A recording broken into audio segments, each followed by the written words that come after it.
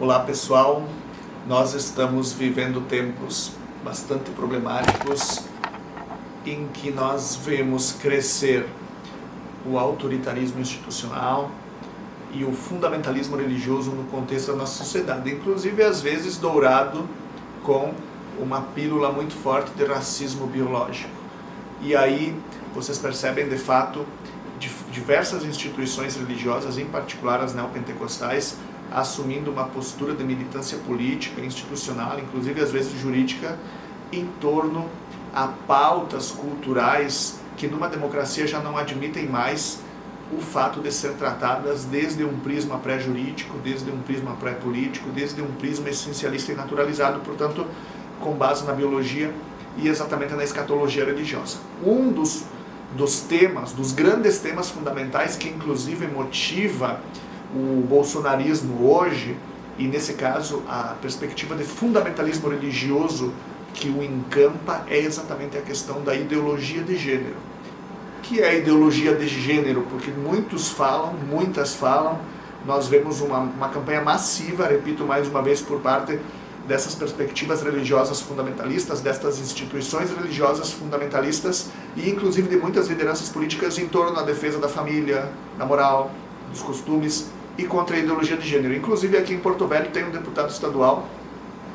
o Sargento Eider Brasil, que exatamente coloca no frontispício da sua página na internet, no contexto da Assembleia Legislativa, exatamente que é contra a ideologia de gênero e a favor da família. O que é essa querida, essa bendita ideologia de gênero, ou talvez essa maldita ideologia de gênero que nós vemos, que nós ouvimos no nosso cotidiano? E vejam bem, maldita no sentido exatamente de um equívoco semântico, de uma deturpação normativa que favorece o fundamentalismo religioso e, portanto, a regressão democrática no âmbito da cultura, no âmbito das instituições, e que leva exatamente à produção de minorias político-culturais e à normalização da violência contra homossexuais, contra transexuais, contra mulheres, ok? Algo, como eu estou dizendo para vocês, que é intolerável numa democracia, mas que tem no fundamentalismo religioso a sua causa. Pois muito bem, fundamentalismo religioso, esse termo foi criado pela primeira vez, ideologia de gênero, esse termo foi criado pela primeira vez na Conferência Episcopal do Peru em 1998, portanto muito recente. E ele foi utilizado na época para criticar as posições feministas e queer em torno à diferenciação, à separação entre sexo e gênero. Okay? Um dos pressupostos centrais do feminismo contemporâneo e da teoria queer é exatamente a separação entre o nosso aparelho reprodutor, dito masculino ou feminino, e a nossa autocompreensão normativa, dita masculina, feminina, ou homossexual, ou transexual, etc., que no caso, um produto cultural e não, no caso, uma determinação biológica, não possuindo, portanto, essa correlação antropologia, biologia, antropologia, cultura, que os fundamentalistas querem e defendem publicamente. Pois muito bem, no contexto da Conferência Episcopal do Peru, o termo ideologia de gênero foi utilizado para significar essa desconexão entre sexo e gênero, defendido pelas feministas e pela comunidade LGBTQ+. Foi utilizado para significar a ideia de que gênero é uma escolha individual pura e simples, como um produto no mercado, como uma camiseta que nós optamos por trocar ou não no nosso guarda-roupa, como se de fato gênero e sexualidade fossem tão simples de serem escolhidos e de serem trocados desse modo.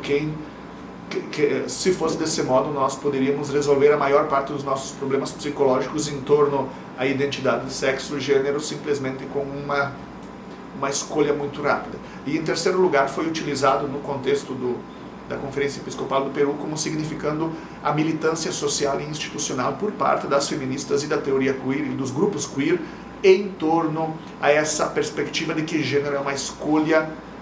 pura e simples dos indivíduos, uma vez que é um produto cultural, que é uma construção cultural. Pois muito bem, queria lembrar para vocês que estar na democracia e viver na democracia implica em certas condições básicas que não são passíveis de regressão, porque se fosse assim nós estaríamos, como nós estamos nos aproximando hoje, diga-se de passagem, num contexto de fascismo, de fundamentalismo, de totalitarismo e inclusive de racismo planificadas, ok? Então, estar numa democracia significa aceitar a perspectiva do pluralismo axiológico, da universalidade dos direitos humanos, da centralidade do Estado democrático de direito e, então, como substrato de tudo isso, de uma perspectiva cognitivo-moral que nós chamamos de pós-tradicional. Democracia é uma sociedade pós-tradicional, não é uma sociedade tradicional, ok? Então, se fosse uma sociedade tradicional, bastaria as igrejas, e como nós vemos, as igrejas não bastam, às vezes criam mais problemas do que soluções para essa mesma democracia. Uma sociedade pós-tradicional tem por base, então, a desconexão entre biologia e cultura, a desconexão entre biologia e antropologia, e também, por óbvio, a desconexão entre religião, cultura e antropologia. Por outras palavras, em uma democracia que é pós-tradicional, que é marcada pela centralidade do pluralismo dos direitos humanos do Estado democrático de direito, a cultura não tem mais nenhuma base religiosa e biológica, não tem mais nenhum fundamento pré-político ou pré-cultural e ahistórico, que é dado exatamente pelo racismo biológico e pelo fundamentalismo religioso. Nesse sentido, nós vivemos exatamente um processo de descolonização e de descatequização em torno à raça, em torno a sexo, em torno a gênero, em torno inclusive à estratificação social. Isso, todos esses fatores, raça, sexo, gênero, estratificação social, eles não são determinados por outro princípio que não pela própria relacionalidade política, pela própria interação social. E esse é o importante. Para entendermos a democracia, temos que entendê-la enquanto uma perspectiva intersubjetiva, relacional, focada na cultura, na linguagem, na política, na história. Intersubjetividade e não a partir do prisma da biologia e da religião. Então, essa ênfase do fundamentalismo hoje na nossa esfera pública e inclusive institucional, ela nos leva a uma regressão cultural e na medida em que é hegemônica institucionalmente, como nós estamos vendo hoje com o nosso presidente, que é apoiado pela ampla maioria das lideranças neopentecostais e dos fundamentalistas católicos, nos leva a uma regressão institucional, inclusive na medida em que nós temos um travamento, um silenciamento, uma invisibilização em torno a essas minorias político-culturais e, no caso, aos direitos humanos, de modo que nós temos um escanteamento dos grupos LGBTQIA+, das perspectivas feministas, inclusive dos movimentos sociais, em torno à questão da negritude, em torno à questão do indigenismo, que são base para nós reconstruirmos, que são fundamentais para nós reconstruirmos a nossa sociedade, que tem uma tradição ampla de autoritarismo institucional, de imobilização cultural, de fundamentalismo religioso, de racismo biológico ou racismo estrutural e, portanto, de regressão sociocultural, regressão institucional consolidadas, ok? Então, isso precisa ficar muito claro. O termo ideologia de gênero, ele é construído por fundamentalistas para